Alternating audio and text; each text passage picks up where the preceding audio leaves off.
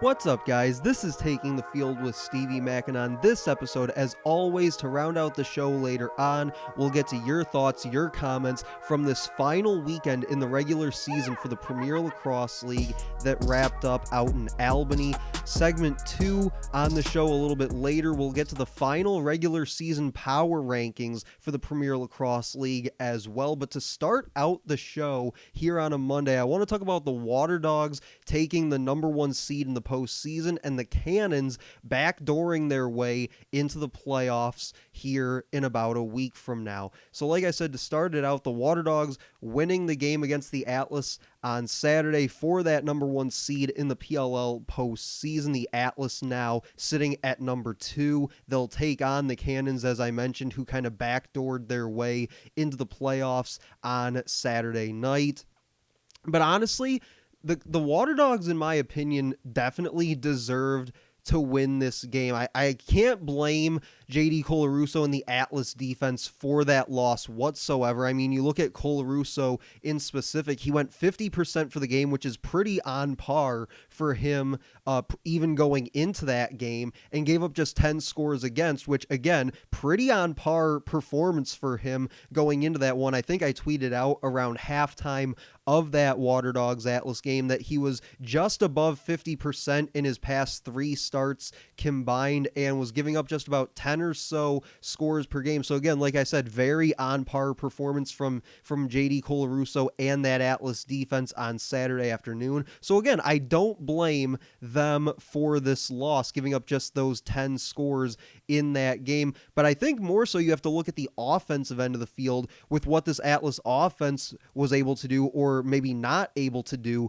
in that one, as they went about 15 minutes of game action without a goal. They scored 4 in the opening quarter, just 5 the last 3 combined. And you even break down some of the numbers for some of the individual performances that the Atlas offense had in that one. Eric Law, 1 goal on 4 shots, also had 3 turnovers. Jake Caraway, a guy that a few weeks ago talked about volume shooting, definitely did that, but only went 1 for 10 shooting with 2 turnovers. Jeff Teat, another one, 1 for 5 shooting with 8 turnovers on Saturday against that tough Waterdogs defense. So combined, the 3 guys who I would consider some of the leaders of this offense in terms of production, not named Brian Costabile, combined 3 for 19 shooting. That's 16% for the game with 13 combined turnovers. So again, I don't blame the defense. I don't blame JD Colarusso. I think their struggle and the reason why they lost this game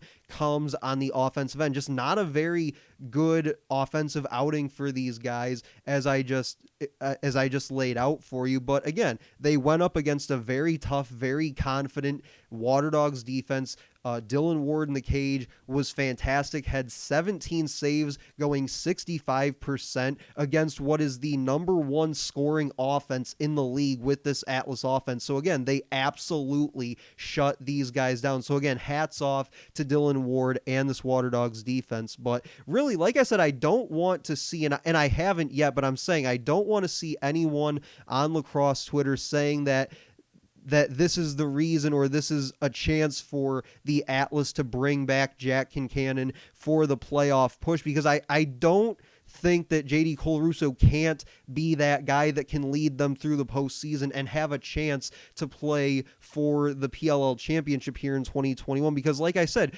JD Colarusso in this defense did not lose you this game. And I think that as long as he continues doing what he's done in the cage for the Atlas, and the Atlas defense continues their high level of play that they've done in front of him these last several games, as long as the offense can bounce back from that tough game against the Waterdogs, where, like I said, they had 9 goals in that game, but they came into that game averaging 16 over their previous 3 games. I think as long as the offense can bounce back in the postseason, they'll be playing the Cannons for the 3rd time this year in the first round of the playoffs. As long as they can bounce back, I think that they'll be just fine, because they have more than enough there on the defensive side of the field. And even you look at the stripe with Trevor Baptiste, he's playing at such a high level right now that as long as the offense can find a way to bounce back from that game against the Waterdogs, I think that they'll be just fine. But as for the Cannons, as I mentioned, Waterdogs get number 1. Cannons come in at number 7 after winning that game on Saturday night against the Chrome to earn their spot, the final spot in the PLL postseason. I think really the Cannons are kind of just lucky to be here right now, because they won the biggest game of their season to this point in order to get into the postseason. And I'm not really sure that they have what it takes to upset a team like the Atlas in that first round matchup, because I do think they have the offense to do it. But then you look at other aspects of their game, they're last in scoring defense, and the Atlas will be looking to bounce back offensively from that game against the Waterdogs, where, like I said, they hold the number 1 scoring offense in the league, even despite that loss. So again, a tough ask for this Cannons defense. And I think at the stripe, you have to give the advantage to a guy like Trevor Baptiste, who went 76% last weekend against Kevin Riesman, against the Cannons in that 1-goal win for the Atlas. And I think in the cage, I would give a slight edge to Morocco, but I think that as long as Colarusso can stay around that 50% mark, then it should be another tight game, maybe even another 1-goal game we could be in store for. I definitely wouldn't be surprised if that were the case. And I think it's interesting for Paul Rabel in specific with this Cannon squad that he finally makes the playoffs without it being an everyone makes it kind of situation like it was with the 2020 championship series. And he had been a part of the last place Atlas teams the previous 2 years, and he needed to win against the Chrome to avoid being part of the last place Cannons team here in 2021. So I think it'll be interesting to see him now in a playoff position where he has a chance to now pick up a win against his former team and upset his former team.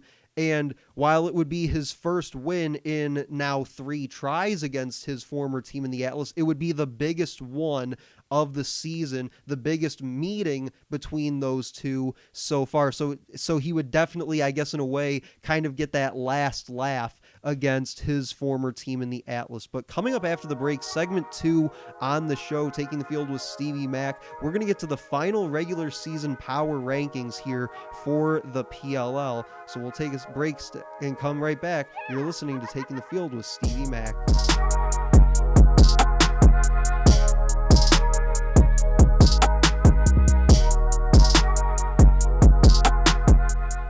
All right, welcome back. Segment 2 on a Monday here, Taking the Field with Stevie Mac, talking the final regular season power rankings in the PLL. Jumping right into it, I got the Waterdogs number 1. I think as unbelievable as it may seem, the Waterdogs actually went from number 8 on this list earlier on in this season all the way up to number 1. And I think it's mainly because the things that hurt them at the start of the year, mainly their goalie play and their defense in particular, ended up actually being the strength of the team by the end of the season and what we saw on Saturday against the Atlas. And they also hold the number 3 scoring offense in the league as well. So again, like I said, the things that kind of were holding this team back in the first half of the year actually ended up being what got them to this point in the season after all. Number 2, I've got the Atlas because, again, I think at the start of the season, I don't think anyone could have predicted the Atlas being this high this late in the season, but they did go ahead and rattle off 5 straight wins not that long ago. They became the league's number 1 scoring offense, and they really rallied around their backup goalie in JD Colarusso, who is now 3-1 as a starter this season. He's gone 50% or better in 3 of his 4 games that he started in, including the loss to the Waterdogs, and is giving up just 10.25 scores per game. So I mentioned that in segment 1. averaging about 50% per game, just about 10 scores against per game. And the Atlas, I think, should continue sticking with Cole Russo into the playoffs at this point and just hope that the offense can bounce back from a tough outing against the Waterdogs. Number 3, I've got the Archers. The Archers took down the Whipsnakes in kind of Whipsnakes fashion when you think about it this past weekend, and the offense was up to its usual tricks in that game, making highlight play after highlight play. It seemed like I didn't really get to watch that game, but I definitely caught some plays on Twitter. So again, like I said, just making play after play at the offensive end. And I think that while they finished the regular season just a game over 500 after starting 3-0, the Archers will still be a tough team to get out in the postseason. Number 4, I've got the Whipsnakes. The Whipsnakes finished the regular season 5-4 overall after starting 3-0, kind of like the Archers did. But the absence of Matt Rambo really hurt this team in a lot of different ways, not even just at the offensive end, and that's something that I've talked about in past episodes of the podcast. But with him back in the lineup this weekend, the Whips went 1-1, and he really seemed to shoulder a lot of the load in his first game back, accounting for 4 goals and 2 assists in a game where they scored 14 points. So he basically accounted for almost half of their offensive production in that game. Number 5, I have the Redwoods. The Redwoods, kind of like the last 2 teams we've talked about, finished 5-4, and while being sort of middle of the pack in scoring offense, they ranked 2nd in faceoff percentage, 3rd in goaltending, and 1st in power play, and 1st in penalty killing on the other side of it. But I think the tough part for them will be fixing the faceoff position with the likely absence of T.D. Erlin. Charlie Leonard did well in replacing him this weekend, but I think, will need another body behind him as a secondary option. So I would expect them to make some sort of move prior to the playoffs starting. Number 6, I have the Chaos. The Chaos started the year 0-3 and had their share of struggles. I mean, particularly at the stripe. That's something that I've talked about at length throughout the regular season. But they managed to finish the year 4-2. Their last 6 games while going 3-2 against playoff teams in that span. And Blaze will likely be the front runner, I would guess, for goalie of the year for the 3rd straight year. And the defense ranks 3rd in scores against average. So, but I think that Chaos still haven't been able to improve much at the stripe, going just 44% on the year, although Adler did go 61% on the weekend against both the Archers and the Redwoods. So maybe seeing some improvement there heading into the postseason, but still as a season as a whole, still not where I think that they would want to be at the stripe at this point in the year. Then number 7, I've got the Cannons. The Cannons were, I guess, the poster child, you could say, for 1-goal losses this year, and they'll now play the team they lost to twice in the regular season by 1 goal each in the Atlas. And the face-off, kind of like the Chaos, the face-off has been a problem for them this year, even after retooling that position mid-season, making a couple moves there.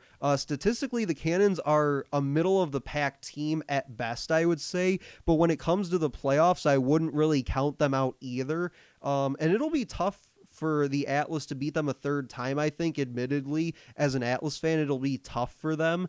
And if they can upset Atlas, they being Cannons, obviously, if they can upset the Atlas, there's a possibility of playing the Chaos in the semifinals, which I think is yet another winnable game for the Cannons. So all they really have to do is get past Atlas in that first round, and the Cannons might be able to make some noise here in the playoffs after playing for their lives against the Chrome just a few days ago.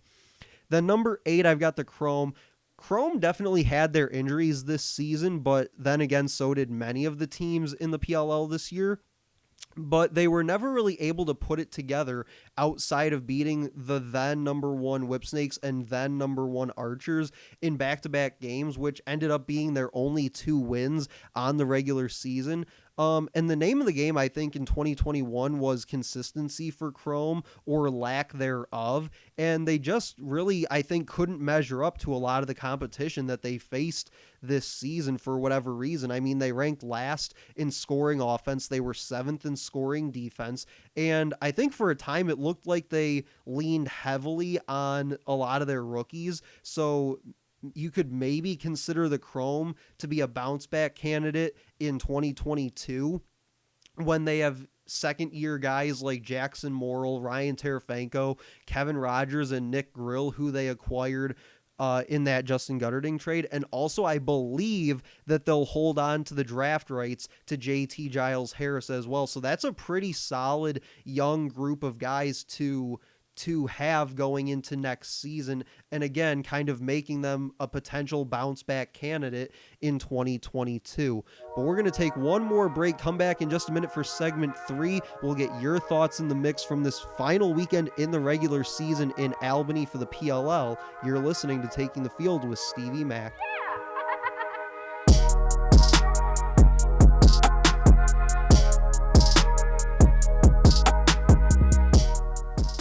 All right, welcome back. Final segment of the show here on a Monday, Taking the Field with Stevie Mack. We'll get to your thoughts here in just a second. You can hit me up on Twitter at Stevie Mack Media is my Twitter handle for all PLL and show-related content and topics, discussion, everything you want to get into with me on there. Got a couple comments that I want to get to here as we get set to wrap up the show. From Coach Shrek, he says, can the Redwoods still be contenders to win it all if TD is out for the rest of the season? Can the Cannons pull off an upset in the first round of the playoffs against the Atlas? So to get to his first question about the Redwoods being a contender without TD Erlin, yes, I do think they can. It'll depend on what they do at the stripe to replace him, or even just how serious his injury is. I mean, we don't know how serious it is at this point, but we know it was serious enough to keep him out of their second game of the weekend. But assuming it is season ending for TD Erlin, yes, I do think they still have enough there in order to make a run and be a contender at the championship. But I do think that it makes it just a little bit harder without having that consistent force at the stripe in a guy like TD Erlin. He says, can the Cannons pull off an upset in the first round of the playoffs against the Atlas? Yeah, and I mean, I talked about that earlier on in segment 1 and touched on it a little bit, I think, in segment 2 as well. Yes, I do think they actually can pull off the upset. I think it'll be interesting to see how that game plays out. We've already seen these two teams go at it twice in the regular season. Both games ended in a 1-goal win for the Atlas. So yeah, I definitely think that they have the ability to compete with a team like the Atlas and really give them a run for their money. And no, I wouldn't be necessarily all that surprised if the Cannons were able to pull it out. But I do have to give the advantage in this one to the Atlas because, like I said before, they're not very good at the stripe. The Cannons aren't. Even with the moves that they made to try and retool that position mid-season. So I would definitely give Baptiste the heavy edge at the stripe. Goalie, I would give the slight edge to Morocco for the Cannons. Offensively, we all know how good this Cannons offense can be, specifically when you have a guy like Lyle Thompson at that end of the field. We all know how good they can be, but my concern with them lies in the defense in front of Morocco and their ability to win faceoffs to get the ball to guys like Lyle at that end of the field. So I definitely don't think it's outside the question or outside the realm of possibility that the Cannons can win that game, but I really do have to give the edge to the Atlas in that one. From King Street Linden, he says, what's the path to upset? How many things for the Atlas have to go wrong for the Cannons to win? Where do the Cannons have to match up superiority? So like I said with Coach Shrek's question about this matchup is you do almost have to feel like things would have to go wrong in a certain way for the Atlas, for the Cannons to be able to actually pull this game out. Do they have the ability one-on-one to make this a competitive game? Yeah, like I said, they lost the 2 previous meetings by 1 goal each, so they have no problem with making this a competitive game. But when you talk about what needs to happen for them to actually go ahead and win this game, I do think that there needs to be some things that sort of bounce their way in that game for that to happen. I think it has to come down to maybe the Atlas shooting themselves in the foot one too many times. Maybe it's a turnover thing. Maybe Baptiste just has a off game at the stripe. Maybe Colarusso isn't seeing shots the way that he's been and just has an off night or something. I don't know. But yeah, I do think to a certain degree, some things may have to go wrong for the Atlas in order for the Cannons to pull that game out. I mean, a couple weeks ago, I went back and watched the first meeting between these 2 teams from Baltimore. I was in Baltimore that weekend for those games, so I got to watch it live, but you do get a different feel for it from the broadcast point of view. You get to see different angles of different plays. So I went back and watched that game a few weeks ago, and there were times in that game where I thought, man, that really bounced the Cannons' way. And I said that probably 3, 4, 5 times by the end of the game. And you look at the final score was a 1-goal game. If those certain plays don't bounce the Cannons' ways, instead of being a 1-goal game, you're talking a 4 or 5-goal game. And I know that sometimes things like that happen. It doesn't always bounce a certain way towards one team or the other. So I get that. It's kind of a 50-50 thing, but yeah, I do think that to some extent there are some things that have to go the way of the Cannons in order for them to win that game. From Michael Ramirez, he says, think my Atlas are on upset alert. So again, there kind of seems to be a theme here with a lot of these comments, but he says, think my Atlas are on upset alert. 2 very close games that go in the Bulls' favor. Could the 3rd time be the charm for the Cannons? Yeah, I mean, I don't want to beat a dead horse here or anything or sound like a broken record, but again, I think that this is one of those games in the first round where you could easily see this be the upset. I wouldn't also think it was crazy to suggest the Chaos could beat the Archers, in the first round either. And Whipsnake's Redwoods is going to be another instant classic, I'm sure. But yeah, this is definitely a game that, despite there being the gap in the rankings between these 2 teams, Atlas and Cannons, I definitely think this is going to be another really fun, electric game that probably will come down to the final minute or 2 of play, another 1 or 2 goal a game in that situation. So yeah, I'm definitely looking forward to that game for sure. From Brian, he says, great weekend of lacrosse. Miles Jones has firmly put himself in the discussion for MVP, and Atlas are on upset alert. Again, kind of a running theme here, it looks like. He says, the team with the best player in the world, Lyle, always has a puncher's chance. Also, we aren't talking enough about the Waterdogs D. Burns and Randall are studs. So yeah, I mean, I'm not gonna really revisit the whole Atlas thing for the 4th or 5th time on this episode. I feel like I've pretty much said all I need to say about that. But yeah, Miles Jones has quietly, I think, played really well here the past few weeks of the regular season. So I definitely think that he has put himself in line for some sort of postseason recognition here this year. And yeah, like I said, real quick, just the thing about Lyle is that, yeah, anytime you have a guy like that on your team, you're going to have a chance. But again, I think it comes down to, can their defense get stops, get the ball to their offense? Same thing at the stripe. Can Kevin Reisman win faceoffs against Trevor Baptiste one-on-one and get the ball to their offense? Otherwise, you effectively take out the best part of the Cannons team, which is their offensive unit. Right? Like, they can't score goals if they never have the ball. And that's the final thing I'm going to say on that. He says, also, we aren't talking enough about the Waterdogs D. Yeah, like I said at the top of the show, that's been the thing that has essentially turned their entire season completely around.